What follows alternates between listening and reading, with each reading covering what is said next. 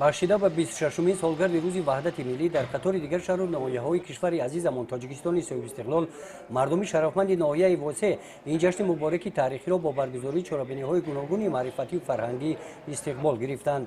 ба ин муносибат ҷамъомади тантанавӣ таҳти унвони ваҳдат пояи устувори давлат ва бақои миллат аст дар қасри фарҳанги ноҳия бо иштироки намояндагони мақомотҳои ҳифзи ҳуқуқ, роҳбарони ташкилоту муассисаҳо, раисони ҷамоатҳои шаҳрак ва деҳот, кумитаҳои худфаъолияти ҷамъиятӣ, намояндагони иттиҳодияҳои ҷамъиятӣ, омӯзгорон доир карда шуд. дар ин ҳамоиш раиси ноҳияи восе дар шахсияти иштирокчиён ҳамаи сокинони ноҳияро бахшида ба 26-умин солгарди рӯзи ваҳдати миллӣ табрик намуда аз ҷумла қайд намуданд ки барои миллати тоҷик, мардуми тоҷикистон рӯзи ваҳдати миллӣ арзишманду таърихӣ буда санаи ба имзорасии созишномаи истиқлоли сулҳу ваҳдати миллӣ чуноне ки пешвои миллат муҳтарам эмомалӣ раҳмон иброз медоранд бо воқеаи дигари таърихи халқи тоҷик истиқлолияти давлатии тоҷикистон дар як радиф қарор дорад.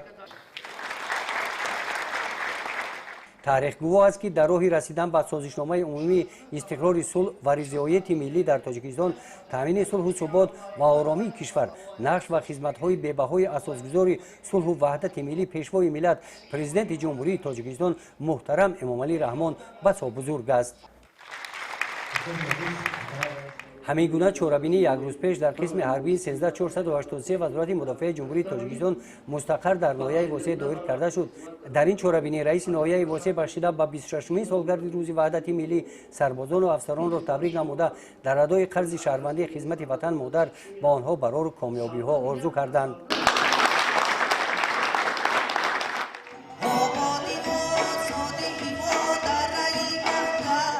қисмати фарҳангии чорабинӣ дар қасри фарҳанги ноҳия баргузор гардид. дар барномаи консертии фарҳангиён бахшида ба рӯзи ваҳдати миллӣ аз эҷодиёти адибони муосири тоҷик дар васфи ватан модар сурудҳо хонданд ки онро иштирокчиёни чорабинӣ бо кафкӯбиҳо истиқбол гирифтанд.